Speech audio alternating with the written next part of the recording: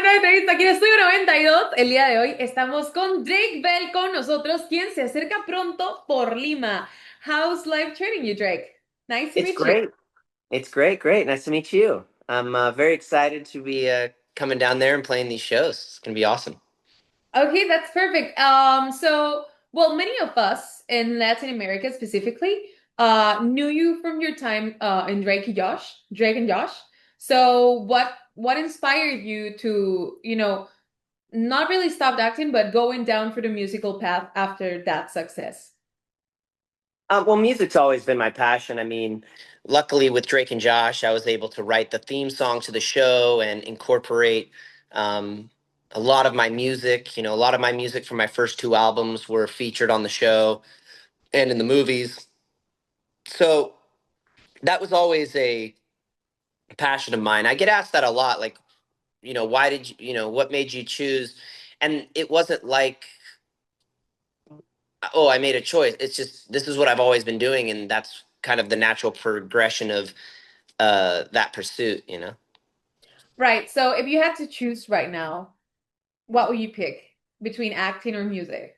Music, of course. Acting's, I mean, what would you rather do? Go on stage and play music that you wrote, or sit in a trailer and wait to be called to set?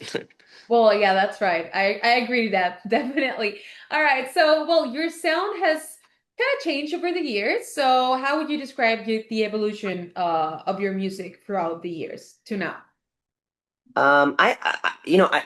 I kind of write what I want to listen to at that moment. And so my love for music is very eclectic. I like all different kinds of music, so I tend to change my sound a lot. And it's gone from rock to pop to super pop to um, Latin influences, singing and writing and singing in Spanish. A lot of different stuff. I just did a song with Kevin Roldan that's totally out of my wheelhouse. So yeah, very eclectic. So, right now, because it's been a while since you dropped your latest album, I think it's been a year now. hmm So, what have you been listening to lately so we can get an idea of what's next? Um, honestly, I've been listening to basically Dayglow. Dayglow is like my favorite artist right now.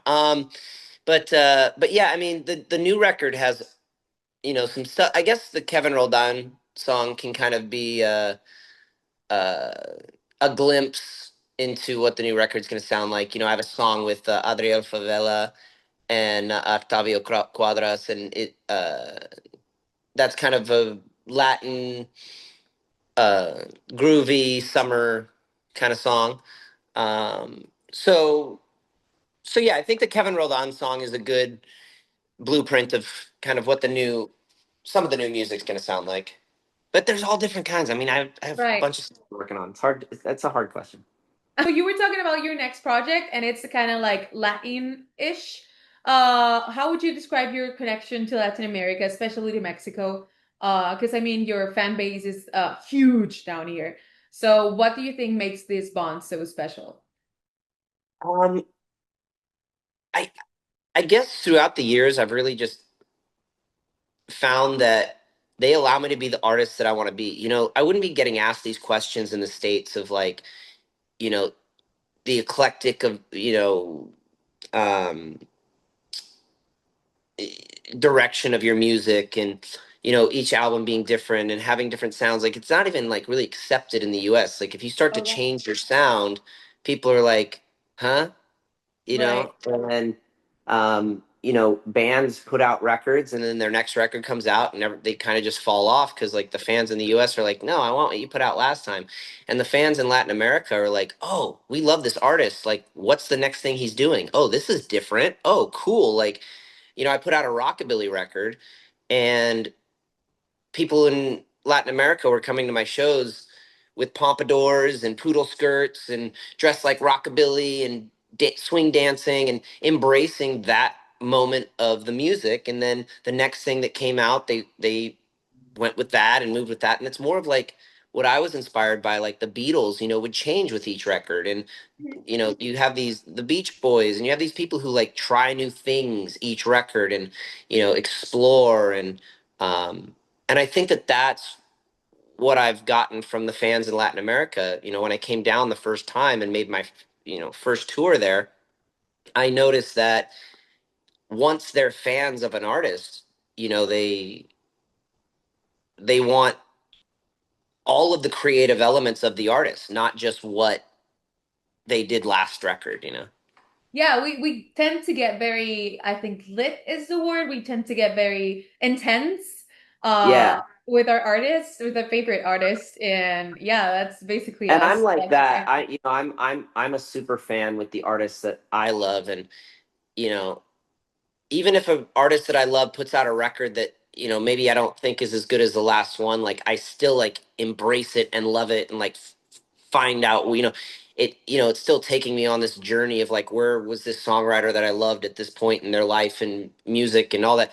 So I'm that kind of fan. So I think that that's why I understand and get along with my Latin fans so much, because we are sort of the same type of fan of music. Right. Yeah, it's fun to get to know people who experiment like with elements and just play around and just see where it goes, right? Yeah. So we've been talking about Latin America a lot. So what's another Latin artist that you haven't collaborated with yet that you would love to work with? Actually, I mean, he's a friend of mine, but we've never actually worked together. Is Jay De La Cueva? I'd love to work with Jay. Um, he's an incredible artist, and I've only gotten to like jam with him at concerts or shows or something. But it'd be cool to do a. Okay, perfect. So we'll be patient and then we'll wait for that. And now that we were actually speaking about your music a little ago, if you would have to recommend a song of yours to someone that never ever listened to your music before, just think about that. What song would it be and why?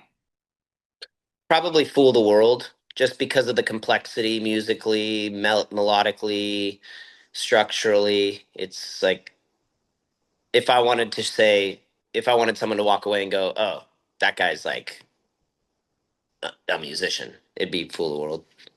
Okay, and now kind of to wrap up, since we're having you here in November, what are you preparing for this Geek Festival? You're doing an acoustic show. We're looking forward to that. So what can we expect? Yeah, I mean, the promoters always they always call it an acoustic show. I think that's just sort of what, if it's just me by myself, they just call it like an acoustic show. Acoustic, But right? it's a little bit more than just an acoustic show. I play piano, I have my electric guitar, so it gets a little bit more rocking than just an acoustic show. But I do love these shows because they're more intimate. I get to, it's sort of like being in my living room, you know.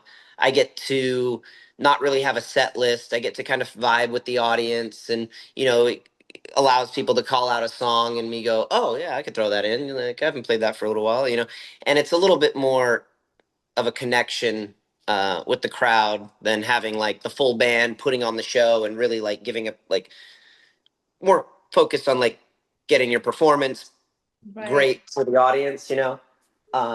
It's a much more almost one-on-one feeling.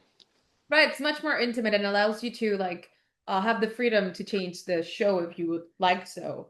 Yeah, Um, exactly. so are you planning any extra activities in your stay in Lima these days? The last time I was in Lima, I loved it. I think I was only there for 2 days, so I only got like one day to go walk around and Wow. see stuff. So you don't get much time to cram a lot in, but Yeah, we I'm do glad I'm understand. glad to be coming back and getting another chance to experience it. Oh, that would be great. So, all the doors are open here whenever you want to just go around and walk around and being to a normal, regular tourist. I think fans are gonna love that too. All right. Well, Drake, it was very nice talking to you. So, to just close and wrap up, can you please send greetings to Studio 92 fans and to all of your fans here in Peru who are prepared to see you? Hey, what's up, everybody? All the fans from Studio 92. Thank you so much for listening. Thank you so much for being fans, and I will be there very soon. Get your tickets. and come out to the show.